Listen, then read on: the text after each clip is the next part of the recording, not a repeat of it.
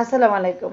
২ ডিম দিয়ে আমরা কিভাবে ১ পাউন্ডের একটি পারফেক্ট ভ্যানিলা কেক তৈরি করব এবং কিভাবে এটাকে ডেকোরেশন করব তাও আবার চুলায় তৈরি করে সেই রেসিপিটাই শেয়ার করব। আশা করছি যারা নতুন এবং পারফেক্টভাবে আপনারা সঠিক মেজারমেন্ট সহ কিভাবে একটা পারফেক্ট ১ পাউন্ডের কেক তৈরি করতে পারবেন এবং ডেকোরেশন সহ থাকছে সাথে ছোট ছোট টিপস।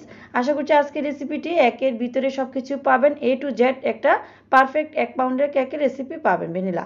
প্রথমে আমি নিয়ে নিচ্ছি, যেহেতু ১ পাউন্ডের জন্য আমি হাফ কাপের চেয়ে একটু কম নিয়েছি গুঁড়া, যে যতটুকু ময়দা কম নিয়েছিলাম ততটুকু মানে ময়দা গুঁড়া দুধ দিয়েছি। এখানে ১ টেবিল চামচ পরিমাণ কম দিয়েছিলাম, সেই ১ টেবিল চামচ পরিমাণ গুঁড়া দুধ দিয়েছি। তো হাফ হাফ চা চামচ হচ্ছে বেকিং পাউডার দিয়েছি, আর হাফ চা চামচের মতো ভ্যানিলা যে ফ্লেভার রয়েছে সেটা দিয়েছি, আর সামান্য একটু লবণ দিয়েছি। তো আমি কিন্তু ফ্রস্টেড ক্লার্কের বেকিং পাউডার ইউজ করি আর হচ্ছে ভ্যানিলা পাউডার ইউজ করি ভ্যানিলা ফ্লেভার থেকে, কারণ ফ্লেভারটা অনেক সুন্দর গ্রান আর অনেক খেতেও ভালো লাগে। এটা ফ্লেভারটা চেষ্টা করবেন কিনে আনার জন্য। ১০০ গ্রাম করে কিন্তু খুচরা কিনতে পাওয়া যায়। আর এগুলোকে ৩ বার কমপক্ষে চেলে নেবেন। আমি চেলে নিয়েছি। এখন নিয়েছি যেহেতু ১ পাউন্ডের সেজন্য আমি ২টা ডিম নিয়েছি। তো একটা ডিমে যেহেতু প্রায় ৫০ থেকে ৬০ গ্রাম ওজন হয়, এখানে মোটামুটি ২টা ডিম নিলেই এনাফ, মিডিয়াম সাইজের ২টা ডিম নিলেই হবে। তারপরে এখানে যেহেতু আমি হাফ কাপ ময়দা নিয়েছি, ময়দার চেয়ে একটু কম চিনি দিবেন, এতে করে মিষ্টিটা ব্যালেন্স থাকে ভালো। যেহেতু আমরা এটাকে ডেকোরেশন করব, আর যদি সরাসরি খেতে চান সেই ক্ষেত্রে হাফ কাপ চিনি নিতে পারেন। আমি এখানে যেহেতু এটাকে পরে সুগার সিরাপ দেওয়া হবে সেই জন্য হাফ কাপের চেয়ে একটু কম চিনি নিয়েছিলাম। নিয়ে এটাকে বিট করতেছি। বিটারের স্পিডটা এখানে এই পর্যায়ে ১-এ রেখে আমি ১ বা ২ রেখে বেশিরভাগ সময় বিট করি। বিট করতে করতে যখন এরকম ফুমি বা ফ্লাফি হয়ে যাবে, দেখবো আমরা অ্যাস লিখে অ্যাসটা যখন একদম সুন্দরভাবে পড়ে থাকে তখন বুঝতে পারবো আমাদের ডিমের ফোমটা পারফেক্ট হয়েছে। তখন আমরা ১ টেবিল চামচ পরিমাণ এখানে আমি তেল দিয়েছি। তেলটা অপশনাল, চাইলে দিতেও পারেন বা চাইলে বাদও দিতে পারেন, চাইলে আবার ১ টেবিল চামচ পরিমাণ লিকুইড দুধও দিতে পারেন। আজকে আর দুধ দেই না, মাঝে মাঝে দেই বেশি বড় কেক হলে। যেহেতু কম কেক আবার প্লাস হচ্ছে ডিমটাও মোটামুটি বড় সাইজের ছিল, সেজন্য আর দেওয়া প্রয়োজন হয় নাই। এখন আমি যে শুকনো উপাদানগুলো চেলে রেখেছিলাম সেগুলো ২ থেকে ৩ বারে আস্তে আস্তে দিয়ে সুন্দর করে হোল্ডিং মেথডে মিশাবো। একদম সাবধানে মিশাবো, আস্তে আস্তে করে ঘুরিয়ে ঘুরিয়ে। যেহেতু আমার একটা ফাস্ট মোডে দেওয়া আছে, মনে হচ্ছে যে অনেক জোরে জোরে কাজ করতেছে, আসলে না, সাবধানের সাথে এই কাজটা করবেন। তো আলহামদুলিল্লাহ আমার মোটামুটি ডিমের ফোম হয়ে গেছে। এবার দেখাচ্ছি বেকিংয়ের যে পেপারটা কাটতে হবে। আপনারা যে বাটিটা নেবেন সেই বাটিটার তলানির মাপে আপনারা কেটে নেবেন, এতে করে পারফেক্ট হবে। আজকের রেসিপি কিন্তু এ টু জেড শেয়ার করবো। যারা কোনোদিন কেক তৈরি করেন নাই তারাও ইনশাল্লাহ দেখে পারফেক্ট একটি কেক তৈরি করতে পারবেন। ভ্যানিলা কেক ১ পাউন্ডের। তো একটু তেল ব্রাশ করে কাগজটা দিয়ে আজকে আমি চুলা যেহেতু তৈরি করবো, চুলাটা কিন্তু অলরেডি আমি ধরে রেখেছি ১০ মিনিট আগে লো হিটে রেখে দিয়েছি। ঢাকনাটা মানে হাঁড়ি বসাবো, হাঁড়ি বসিয়ে ঢাকনাটা ডেকে রেখে দিয়েছি, এতে করে ফ্রি হিট হয়ে থাকবো। আর যদি ওভেনে করেন সেই ক্ষেত্রে ওভেনটা এই পর্যায়ে ধরে রাখবেন, ১০ মিনিট ফ্রি হিট করে নেবেন, এতেই হয়ে যাবে। ওভেন আর চুলা কোনো ম্যাটার না, যদি আপনার এই ডিমের ফোমটা বা ব্যাটারটা পারফেক্ট হয় আপনার কেক ইনশাল্লাহ পারফেক্ট হবে। আমি কিন্তু ম্যাক্সিমাম সময় চুলায় বেশি তৈরি করি। যাই হোক, আমি আজকে যেহেতু ছোটো কেক চুলায় তৈরি করছি আপনাদেরকে দেখাচ্ছি। যদি স্ট্যান্ডগুলো এদিক ওদিক থাকে সমান করে মিডিয়ালে নিয়ে নেবেন। আমি নিয়ে নিলাম। মাশাল্লাহ, প্রায় যেহেতু ১ পাউন্ডের কেক, এটাকে সময় লেগেছে প্রায় ২৫ থেকে ৩০ মিনিটের মতো, প্রায় ২৫ মিনিটের মতো হয়ে গেছে যেহেতু চুলায়। দেখুন একদম শুকনো, আর এত সুন্দর হয়েছে, এত সুন্দর ফ্লাফি হয়েছে, মাশাল্লাহ মাশাল্লাহ। তা আমি চুলা থেকে নামিয়ে নিচ্ছি, নামিয়ে এটাকে ঠান্ডা হওয়া পর্যন্ত ওয়েট করব। ঠান্ডা হয়ে গেছে দেখুন। এই বাটিতে একটা জিনিস কি খেয়াল করেছেন, এই বাটিতে কিন্তু কয়েকটা কিন্তু একটু চুপসে যায় নাই। মাশাল্লাহ, ঠান্ডা হওয়ার পরে যদি ডিম অনুযায়ী ময়দাটা অতিরিক্ত কম হয় সেই অনুযায়ী ডিমটা মানে আপনার যখন কেকটা ফুলবে তখন যদি আবার নামানোর পর অনেকটা কমে যায়। তো সেই জন্য মেজারমেন্টগুলো সঠিক পরিমাপে দিবেন। ১ পাউন্ডের জন্য সবসময় হাফ কাপ পরিমাণ দিবেন, আর ২ পাউন্ডের জন্য ১ কাপ পরিমাণ ময়দা দিলেই এনাফ, সঠিক মেজারমেন্ট। তো ১ পাউন্ডের সাথে যদি মানে হাফ কাপের সাথে যদি আপনারা গুঁড়া দুধ বা কর্নফ্লাওয়ার মিশাবেন সেই ক্ষেত্রে ওই হাফ কাপ থেকে যতটুকু মিশাবেন ততটুকু কমিয়ে নিলেই দেখবেন আপনার কেক একদম পারফেক্ট হবে। মাশাআল্লাহ, এত সুন্দর কেকটা সফট হয়েছিল। আসলে আমার অনেক তাড়া ছিল, আমি যে চাপে চাপে নরম কতটুকু হয়েছে সেটা ভুলে গেছি ভিডিও করার সময়।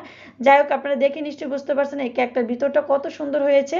তো আপনারা বোর্ডটা নেবেন, বোর্ডটা নিয়ে নিচে একটু ক্রিম দিবেন, এতে করে কেকটা নড়বে না ডেকোরেশন করার পর। বা একটু, যেহেতু আমার এটা অর্ডারি কেক ছিল, এটা 1 পাউন্ডের কেক ছিল। আর হ্যাঁ, আমরা কিন্তু ঢাকার ভিতরে হোমমেড কেক দিয়ে থাকি, একদম বেস্ট কোয়ালিটির দেওয়ার চেষ্টা করি। আর প্রত্যেকটা কেকের যেহেতু আমি ভিডিও করি, কোনো রকম ছলছাতুরি বা কোনো রকম মানে যাতে, যেহেতু আমার আল্লাহর রহমতে আমার কেকের মানে এখন পর্যন্ত কোনো খারাপ রিভিউ পাই নাই। আপনারা ইনশাল্লাহ যদি ঢাকার ভিতরে বা ক্যান্টনমেন্টের আশেপাশে এলাকা থাকেন, ইনশাল্লাহ আমাদের কাছ থেকে অর্ডার করতে পারেন। ইনশাল্লাহ আমরাও বেস্টটা দেওয়ার চেষ্টা করব।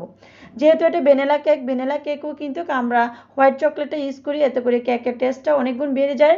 তো আপনারা অনেকে আছে যে 50 টাকা 100 টাকার জন্য মুলামুলি করে, আসলে যদি একটা জিনিস খান 20 টাকা 50 টাকা বাড়িয়ে কিন্তু ভালোটা নেবেন, এতে করে কিন্তু আপনার কোয়ালিটিটা, কারণ যারা কিন্তু কেকটা তৈরি করে তারা কিন্তু আপনার খরচটা ডিপেন্ড করে কিন্তু এটা রেটটা নির্ধারণ করে। এমন মনে করবেন না যে কম রেট মানে কি এটা কি আপনি ভালো পাচ্ছেন, তার মানে হচ্ছে এটা কোয়ালিটিটা একটু হলেও খারাপ করেছে, সেই জন্য এটার রেটটা এরা কম রাখতে পেরেছে। আচ্ছা যাই হোক, আমরা কিন্তু মোটামুটি 500 থেকে 550, 550 বা সর্বোচ্চ এই কেকটার প্রতি পাউন্ড রেখেছিলাম 600 টাকা। মোটামুটি রিজনেবল প্রাইসই রাখি, কারণ হচ্ছে এটা যেহেতু হোয়াইট চকলেট ইউজ করা হয়েছে, প্রতিটা লেয়ারে লেয়ারে মিল্ক সুগার ইউজ করেছে। আর এটা ওজনও 100 গ্রাম, আমরা কখনো সবসময় 100 গ্রাম 50 গ্রাম 150 গ্রাম বেশি থাকে আপনাদেরকে দেখাবো। তো যাই হোক, প্রতিটি লেয়ার কিন্তু আমি এই সুগার সিরাপ, তারপর হচ্ছে হোয়াইট চকলেট মেল্ট দিয়ে কীভাবে আমরা রেখেছি সে দেখালাম। কোটিং করে আমি আধা ঘন্টা 20 থেকে 15 মিনিট রেখেছিলাম, আধা ঘন্টা রাখি নাই। আপনারা সময় থাকলে আধা ঘন্টা ফ্রিজে রেখে দিবেন, এতে করে কোটিংটা করার পর কেকটা সেট হবে ভালো। তো ফ্রিজ থেকে নামিয়ে আমি আবারও একটা পাইপিং ব্যাগ দিয়ে আমরা ক্রিম দিয়ে নিচ্ছি। ক্রিম দেওয়ার সময় আপনারা যদি যারা নতুন থাকেন তারা পাইপিং ব্যাগ ইউজ করতে পারেন, তবে পাইপিং ব্যাগে যদি কখনো বাতাস ঢুকে সেই ক্ষেত্রে হাত দিয়ে ঘষে বাতাসটা বের করে নিতে পারেন, এতে দেখবেন কেকের ক্রিমটা সফট থাকবে। আর যারা এক্সপার্ট তারা তো স্কেল দিয়ে বা নাইফ দিয়ে আপনারা হচ্ছে ডেকোরেশন করতে পারবেন, তবে হচ্ছে এই পাইপিং ব্যাগ দিয়ে করলে হচ্ছে সময়টা কম লাগে আর কেকের অপচয় কম হয়। যাই হোক, আমরা হচ্ছে এটাকে চারপাশে দিয়ে তারপর উপর নিচে ডেকোরেশন করে নিচ্ছি। আজকে এই কেকটা যেহেতু কাস্টমাইজ কেক ছিল না, মানে আমার পছন্দের মতো কেক ছিল, আমি হচ্ছে মুসিবতে পড়ে যাই পছন্দের যখন কেক থাকে, কারণ কোন ডিজাইন দেবো সেই নিয়ে চিন্তা ভাবনা থাকে মাথার মধ্যে, এক একটা উদ্ভট চিন্তা মাঝে মাঝে আসে। তো ভেবেছিলাম যে নিচে একটু পার্পেল শেড রাখবো, কারণ এটা মেয়ে বাচ্চার কেক ছিল, সবসময় পিঙ্ক কালার ভালো লাগে না। তো ভাবছিলাম যে একটু পার্পেল একটা শেড রাখবো। পরে আমার হাজব্যান্ড, আপনাদের ভাইয়া বলতেছে যে না, পার্পেল আর হোয়াইটের মধ্যে রাখো, ওই কেকটা সুন্দর লাগে বেশি। তারপরে আবার ডিসিশন চেঞ্জ করলাম, কারণ এটাকে একটা শেড দিয়ে তারপর করে ফেলছিলাম প্রায়। তারপরে আবার এটা ডিসিশন চেঞ্জ করে এটা করে নিচ্ছি। দেখুন, আপনারা যদি শেড দেন হালকা কালারের মধ্যে, এরকম করে টুথপিক দিয়ে একটু কালার হচ্ছে সাইড পাশ দিয়ে ভরে চারপাশে সমান করে নিলে হবে। আর শেষ পর্যায়ে হচ্ছে স্কেলটা হচ্ছে স্কেল বা নাইফ যেটা দিয়ে আপনারা কেকটার ফিনিশিংটা আনেন, সেটা হচ্ছে একটু মুছে নেবেন বা একটু ধুয়ে আবার নতুন করে টানবেন, সেক্ষেত্রে দেখবেন তাড়াতাড়ি হয়ে যাবে ফিনিশিংটা। আর এই প্রচণ্ড গরমে কিন্তু কেক কাজ করা একটু টাফ, তবে একটু চেষ্টা করবেন একটু ফ্রিজে রেখে সেট করে আপনারা কাজটা করার জন্য। সময়তে হচ্ছে ক্রিমটা করে তারপর ঢাকনা রেখে দিবেন, সময়তে হচ্ছে একটু বিট করে ফিনিশিং টেনে তারপর একটু ফ্রিজে রাখবেন, এতে করে দেখবেন কেকটা সেট হতে সুবিধা হবে। এখানে আমি হোয়াইট চকলেট, একটু সামান্য একটু লিকুইড দুধ আর একটু পার্পল কালার দিয়ে আমি এটা নিয়েছি। এই কেকটা মোটামুটি আমার পেজে অনেকগুলা করা হয়েছে, মাশাআল্লাহ, সবাই অনেক পছন্দ করেছে, কালার কি অ্যান্ড টেস্ট সব কিছু মিলে। তা আপনাদের ভাইয়া বলতেছে না, এই কালারটাই করো, এটাই সুন্দর লাগবে, যেহেতু ওর আব্বুর অফিসের কলিগের বাচ্চার বার্থডে উপলক্ষে। তো মোটামুটি বলছে আপনার পছন্দ অনুযায়ী করে দিন, সেই জন্য আপনাদের ভাইয়া হচ্ছে এই কালারটাই চয়েস করেছে। আপনারা কিন্তু আমি পার্পল কালার ইউজ করেছি হোয়াইট চকলেটের সাথে, আপনি চাইলে কিন্তু পিঙ্ক কালার কিংবা ব্লু কালার যে কোনো কালার দিয়ে করতে পারেন। যে কোনো কালারের সাথে কিন্তু এই কালার হোয়াইটের সাথে একটু কম্বিনেশনটা রাখবেন, এতে করে দেখবেন সুন্দর লাগবে, ফুটবে জিনিসটা। একটা জিনিস করার সময় মাথার মধ্যে আইডিয়া নিয়ে করবেন, দেখবেন সিম্পল একটা কেক কিন্তু অনেক সুন্দর। এই নজলটা হচ্ছে 1M নজল। এই নজলটা এতটা উপকারী, মানে যারা নতুন বেকার তাদের জন্য। তো প্রথমে আমি একটা 6B নজল দিয়ে একটু মানে ঘুরিয়ে একটু করতে নিয়েছিলাম, পরে দেখলাম যে এরকম জাস্ট রেখে দিলেই সুন্দর লাগতেছে, পরে আবার রেখে হচ্ছে ডিজাইনটা করে নিলাম। জাস্ট হচ্ছে উপর থেকে একটু রাখবেন চাপ দিয়ে, এতে হয়ে যাবে এই ডিজাইনটা।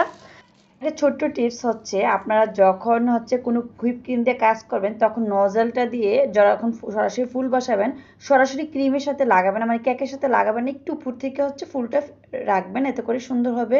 আর কয়েকটা সুইট বল দিয়ে সুন্দর করে সাজিয়ে নিলাম। মাশাআল্লাহ এত কিউট লাগতেছিল, যেহেতু একটা কিউট একটা কেক সেই জন্য কিউট একটা টপার বসিয়ে নিলাম। তো বসাতে এত সুন্দর লাগে, মানে একটু সিম্পলের মধ্যে কিন্তু একটা গর্জিয়াস কেক হয়ে যায়। আলহামদুলিল্লাহ সবাই অনেক পছন্দ করেছে, আশা করি আপনাদের কাছেও ভালো লেগেছে। 696 গ্রাম ছিল, বোর্ড বাদে মোটামুটি বেশি ছিল। আল্লাহ হাফেজ।